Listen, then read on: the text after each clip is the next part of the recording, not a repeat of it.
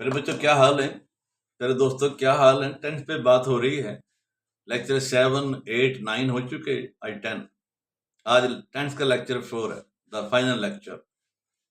और जो उसके बाद 11वां लेक्चर आएगा उसमें मैं सारा 10th दोहरा दूंगा। एक ही लेक्चर में थोड़ा सा वो लेक्चर 2 मिनट ज्यादा होगा, लेकिन एक दफा सब रिवाइज कर देंगे। रिवाइज तो रोज करते हैं, और रिवाइज करने से ही तो आता है। रिपीट करने से तो ही आता है। रिपीट करने से तो बोलना आता है। रिपीट कर करके तो बात करनी आती है। You have to repeat yourself to make yourself clear to the listener. Repeat करेंगे तो कोई चीज बार बार लिख के तो याद होगी आपको। बार बार बोलेंगे उसे तो आप उस पे उसमें उसमें उसमें यूं कह लें कि माहिर हो जाएंगे। ये रेपिटेशन आपकी स्टडी का हिस्सा है, आपकी मश्क का हिस्सा है, आपकी तैयारी का हिस्सा है। जितना ज्यादा साइकिल चलाओगे चलाना आ जाएगा, जितनी ज्यादा गाड़ी की माइलेज करोगे उतनी ज्यादा गाड़ी चलानी आ जाएगी, जितने घंटे ज्यादा जहाज चलाओगे उतना जहाज उड़ाना आ जाएगा। इतना ये बड़ा कारनामा होता है ना जी। 4000 घंटे की फ्लाइट की है उसने, बड़ा माहिर कारीगर है, पायलट है। चले टाइम बचाते हुए हर जमाने के चौथे लेक्चर में किसी काम के कुछ वक्त से हो रहे होने की बात होती है। हर जमाने के चौथे फिक्रे में किसी काम के कुछ देर से हो रहे होने की बात होती है, जिसे आप परफेक्ट कॉन्टिन्यूस कहते हैं। क्या कहते हैं? Perfect continuous. हर जमाने के चौथे फिक्रे में किसी काम के कुछ देर से हो रहे होने की बात होती है, उसे परफेक्ट कॉन्टिन्यूस कहते हैं। यहां थोड़ा मैं बोल दूं, आपको दोहरा दूं। हर जमाने के पहले फिक्रे में किसी काम के महज होने की बात होती है। हर जमाने के दूसरे फिक्रे में किसी काम के जारी होने की बात होती है। हर जमाने के पहले फिक्रे में काम के होने की बात होती है, महज होने की, उसे इंडेफिनिट कहते हैं। हर जमाने के दूसरे फिक्रे में किसी काम की जारी होने की बात होती है, उसे कंटिन्यूस कहते हैं। तीनों कंटिन्यूस होंगे। हर जमाने के तीसरे फिक्रे में किसी काम के हो चुकने की बात होती है, वो तीनों परफेक्ट होंगे। हर जमाने के चौथे फिक्रे में किसी काम के कुछ देर से हो रहे होने की बात होती है। वह कंटिन्यूस फिक्रे में अगर वक्त का जिक्र आ जाए तो वह परफेक्ट कंटिन्यूस बन जाता है।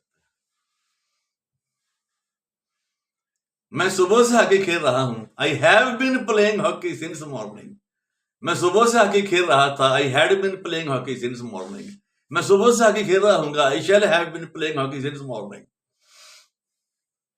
मैं खेल रहा हूं, आई एम प्लेइंग। मैं खेल रहा था, आई वाज प्लेइंग। मैं खेल रहा हूं, आई शैल बी प्लेइंग। लेकिन सुबह से I have been playing hockey, I had been playing hockey, I shall have been playing hockey. हाल है तो प्रेजेंट परफेक्ट कंटीन्यूअस, माजी है तो पास्ट परफेक्ट कंटीन्यूअस, फ्यूचर है तो फ्यूचर परफेक्ट कंटीन्यूअस। 12 हो गए। जादू कर दिया ना मैंने।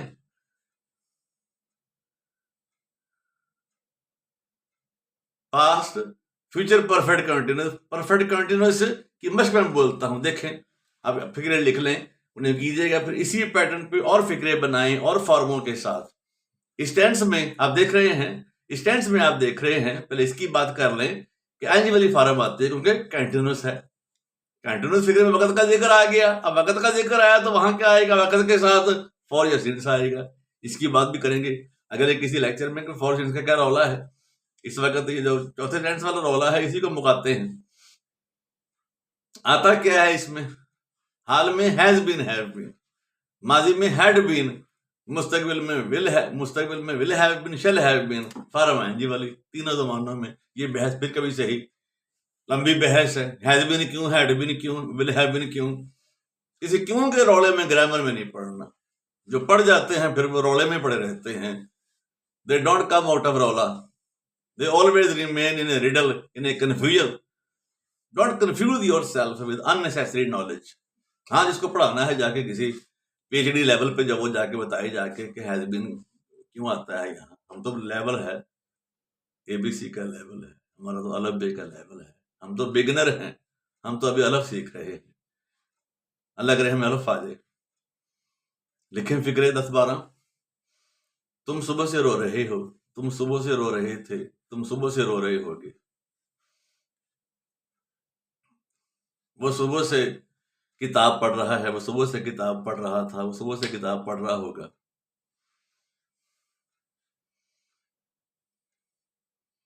मैं सुबह से अंग्रेजी सीख रहा हूं, मैं सुबह से अंग्रेजी सीख रहा था।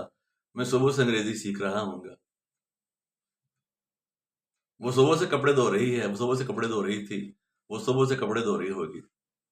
Thank you very much.